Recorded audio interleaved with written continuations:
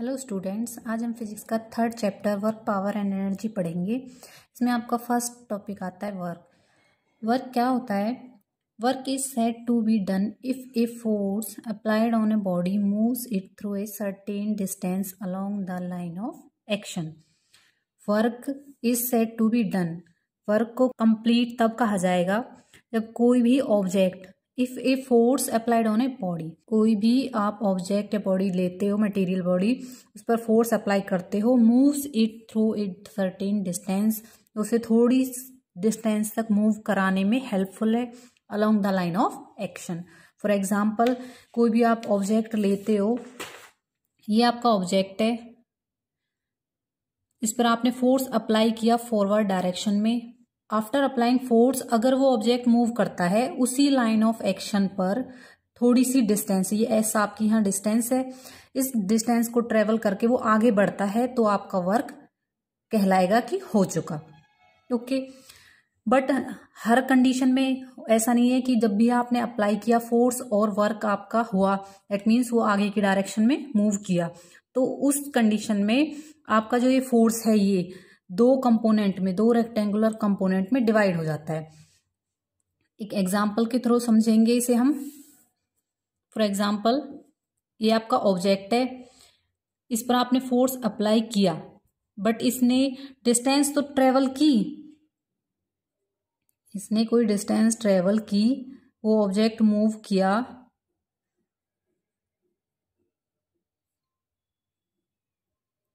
Object move किया, but अगर displacement उसी डायरेक्शन में नहीं हुई जिसमें आपका फोर्स है, फोर्स फॉरवर्ड डायरेक्शन में और डिस्प्लेसमेंट है आपकी perpendicular to this F, force आपका ये और डिस्प्लेसमेंट परपेंडिकुलर हुई, तो वो दो कंपोनेंट में रिजॉल्व हो गया, F X along X axis and F Y perpendicular to ये वाई एक्सिस। देयरफॉर हम कह सकते हैं the component F Y does no work, because force की डायरेक्शन इधर है और कंपोनेंट एफ वाई परपेंडिकुलर है, therefore body does not move up and down, then component F Y does no work, क्योंकि वो मूव नहीं कर सकता up and down.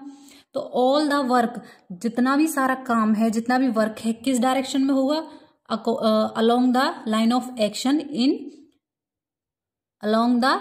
Action in forward direction component F Y के अलोंग।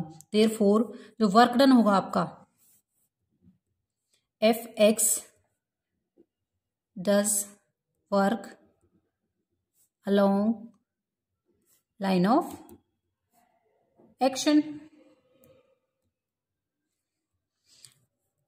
तो work done क्या हुआ आपका? Work done along the component F X and displacement X S, तो ये डिस्प्लेसमेंट हुई आपकी एस, ठीक है। एफ एक्स एक्सिस के अलोंग आपका जो कंपोनेंट था एफ एक्स, हमने रिजोल्यूशन ऑफ फोर्स पढ़ा था, उसमें क्या आया था? वो एफ कॉस थीटा। तब भी एफ को ब्रेक करते हैं दो कंपोनेंट में, तो एक्स एक्सिस के अलोंग आता है आपका F X F cos theta. Therefore we can write here F X को F cos theta, displacement S. Work is the product of force and displacement.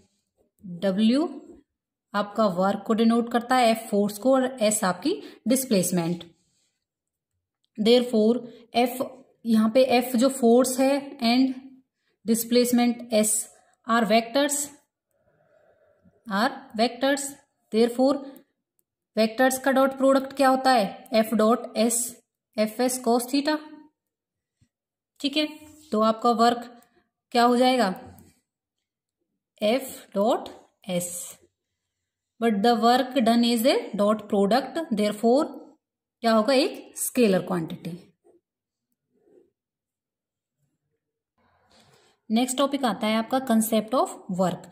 Concept of work का meaning है कि work किस direction में हो रहा है, कैसे हम, अगर वर्क जिस डायरेक्शन में फोर्स अप्लाई किया जा रहा है उसी में है, उसके अपोजिट है, या वर्क है भी है नहीं है। तो फर्स्ट केस आता है इसमें, इफ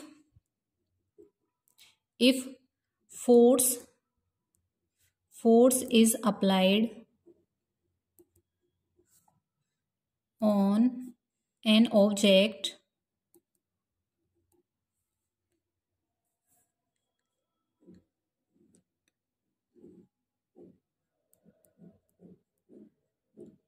इस ऑब्जेक्ट पर आपने फोर्स अप्लाई किया और ये फॉरवर्ड डायरेक्शन में इसकी मूवमेंट हुई ऑब्जेक्ट की along the line of action, जिस लाइन पे वो चल रहा है, ठीक है।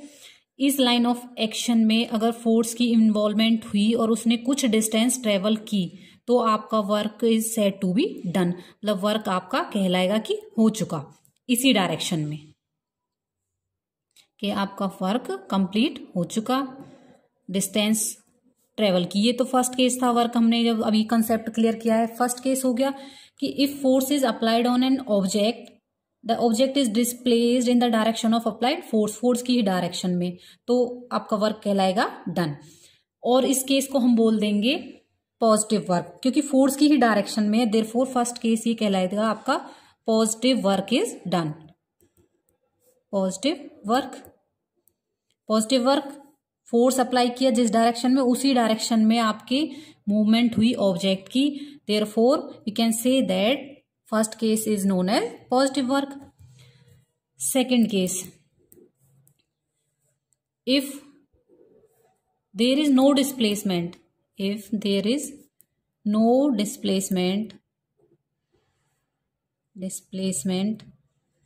that is ऑब्जेक्ट पे फोर्स तो आपने अप्लाई किया, force applied on an object, but object is perpendicular, component में रिजॉल्व हो गया, दो कंपोनेंट में। द एप्लीकेशन ऑफ फोर्स और the direction of force make an angle 90 degree from the direction of displacement, यहां जाना चाहिए था बट वो उसकी मूवमेंट यहां तक नहीं हुई फोर्स की, ठीक है, और उसने एक एंगल बना दिया 90 डिग्री। इस केस में no work is done case आएगा आपका, कि cos 90 degree F cos theta, ये क्या था आपका, देखो डब्ल्यू वर्क था F dot S cos theta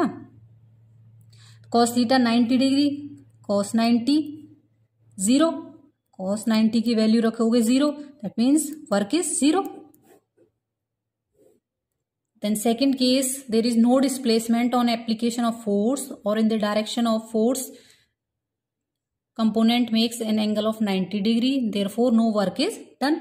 तो सेकंड केस आता है आपका जिसमें कोई भी वर्क नहीं होता। इसी में आपका थर्ड केस आता है, फर्स्ट केस में थी कि फोर्स की ही डायरेक्शन में मूवमेंट हो, अगर डायरेक्शन अपोजिट हो, if the displacement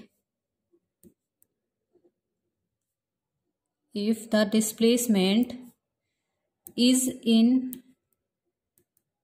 direction opposite to that of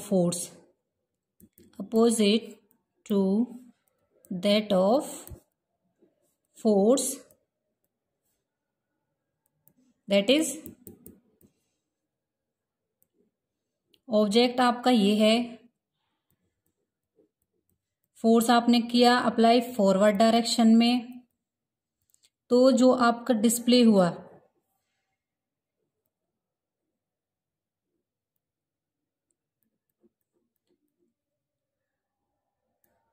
force इसी डायरेक्शन में ना लग के अपोजिट चला जाए, उससे अपोजिट डायरेक्शन में, डायरेक्शन उसकी अपोजिट हो जाए, लाइन ऑफ एक्शन वही रहे, डिस्प्लेसमेंट भी ट्रेवल करे वो कुछ,